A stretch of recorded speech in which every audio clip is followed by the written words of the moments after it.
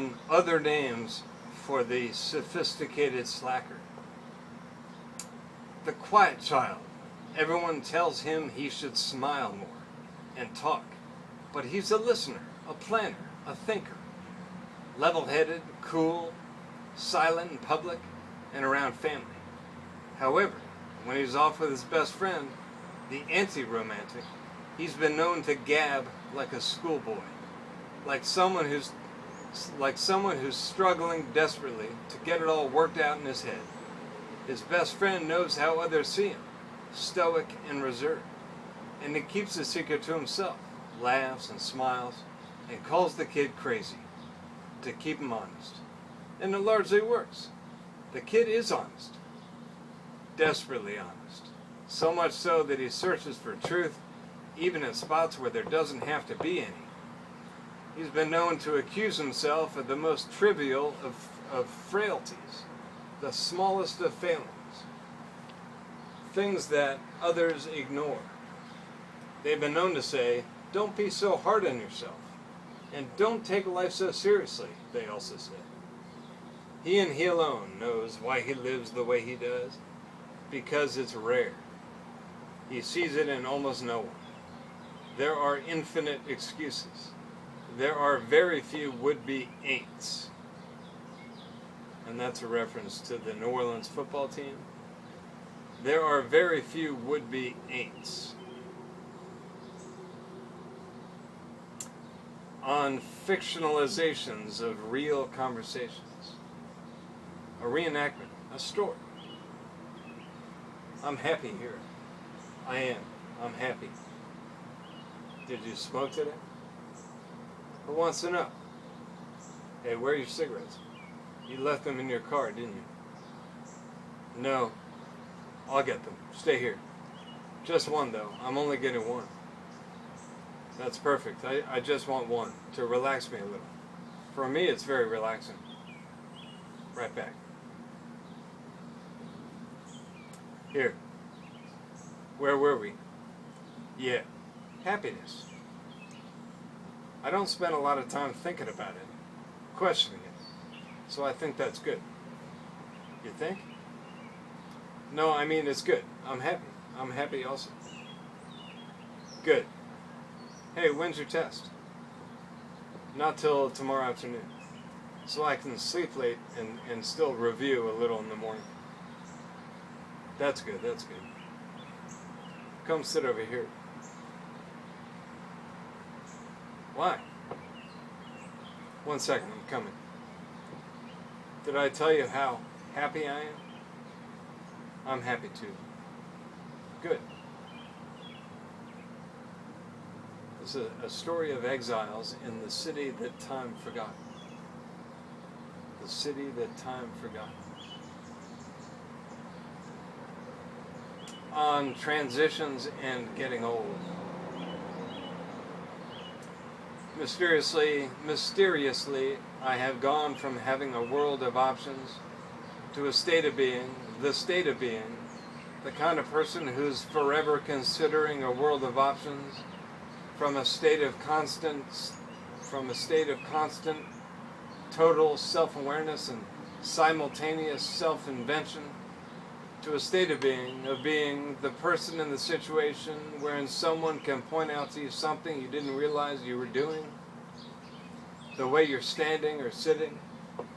To give it a name is to say it's the state of being unself-conscious, something related to the notion that the true nature of despair is being largely unawares of it, a notion that continues to fascinate me. I'm not done with it. Mr. Percy has presented a puzzling nugget here, as I bastardized it. Yes, I realize, the quote is not precise.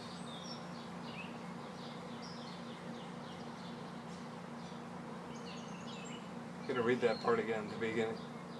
Mysteriously, I've gone from having a world of options to a state of being, the kind of person who's forever considering a world of options. From a state of constant total self-awareness and simultaneous self-invention to a state of being the person in the situation wherein someone can point out to you something you didn't realize you were doing, the way you're standing or sitting. To give it a name is to say it's the state of being unself-conscious. Yes, Walker Percy has presented a puzzling nugget here on the subject of the true nature of despair as being largely unawares of it. Anyway, on examining one's droppings, immeasurably educational, to scan any number of years worth of sentences for the chance discovery of anything that might sound like maturity, refinement of character, distillation of wisdom, something, anything more than just age. On stories like dreams, an opener. The dreams I have usually have something to do with me and a friend doing something stupid at the edge of a cliff. Then my friend falls over the edge. It's a cliff or a building or an iceberg or the backside of a baseball stadium. Once a monstrous, excuse my French here. It's a cliff or a building or an iceberg or the backside of a baseball stadium. Once a fucking monstrous sand glacier in the Gulf of Finland. We're doing some sort of trick or stunt like a high-speed skid out or a bike or skateboard right at the edge, and first I do it and barely make it, and then friend X tries and slides and loses control and goes over into the abyss. The canyon, the ocean, the intersection down below, the scene, the particular stunt, it's a little different each time. But not much. I meant to say, the scene, the particular stunt, is a little different every time, but not much.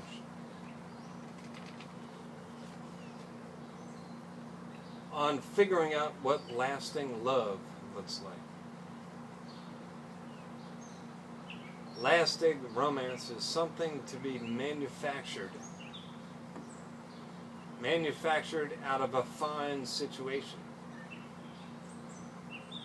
One, in parentheses, or both, makes it exciting. One expects nothing.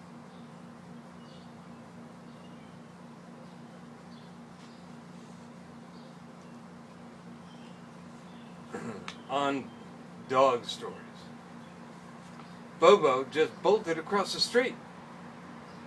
Not the ordinary dog stories, but instead infuriating episodes of total communication loss, breakdown. In a word, not how smart they are, but how stupid. How quickly they can go from having great potential to having a mind of their own, and not a large one at that. Not how human they are, but how much more like dogs. On sentimental, unsent, notes to young nephews. Hey little guy, there's something I want to say to you. It's about how strong you are, and how strong you can grow to be. I want you to think about how powerful, how good you felt that one time you outsmarted your friend, or those times you just felt so damn good while you were off by yourself somewhere. I want you to know something about growing up, about getting older, that you might not know already. And that's this. It's simple, and it's something you should remember. At that point when you felt so good, so strong, so proud and passionate about your life and your ability to shape it, for those few minutes or moments, though they may have come and gone quickly, there and then, wherever you were as strong and as smart as anyone has ever been. So grab on with both hands and keep wringing out your life like it was a big beach towel wet with the sweet nectar of life. Keep soaking it up and keep wringing it out. Wringing it out. That's it, little guy. That's all I had to say. And of course, you probably knew that. You probably already knew this. Keep on keeping on. On home and the challenges of going there. Home, a significantly more sensitive place than I am a person.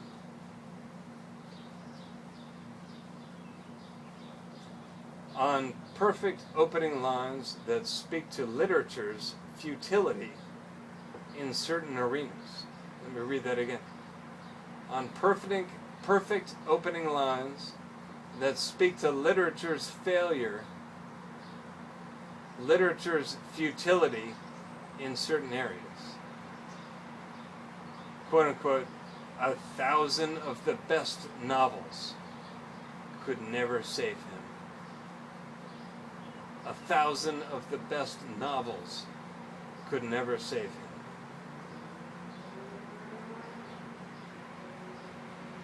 On the natural need to confront the outside world. There is no such thing as a life as just a home life. There is work.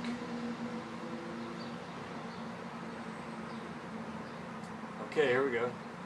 This is a little bit of information here as to where all this falls in years, in the age of the author of all this. January 22, 1997. This has all been, chronological so far. So at this point, we're up to 1997, and the author is turning 26 years old today, I might say. Hey! On the ever-evolving nature of the sophisticated slacker's misery. What does misery look like today? I know it's there, but I just can't see it as clearly as I usually do. Why is that? This. And what's in the story, the title, the notion, old ladies love me. Old ladies love me.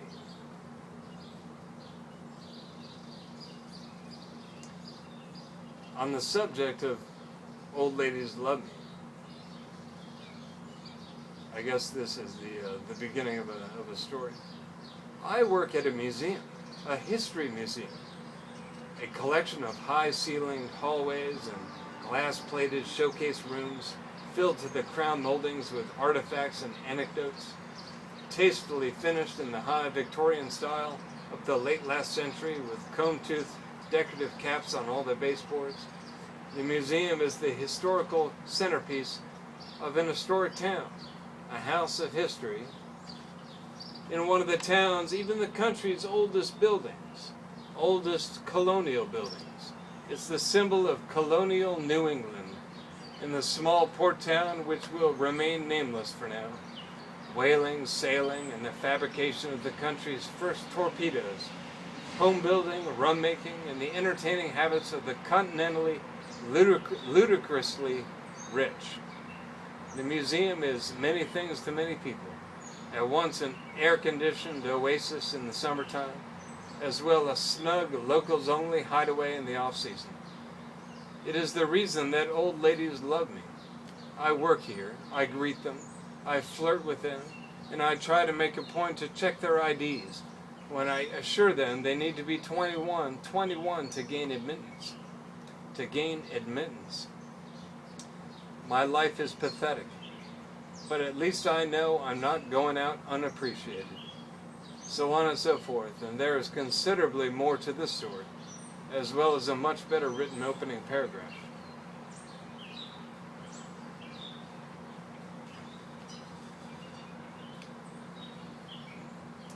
On shaving and doing something productive for a change. To shave is often as practical an activity as the writing down of one's thoughts. It is a cleaner affair, and has been known at times, shaving that is, to improve one's chances of finding steady work.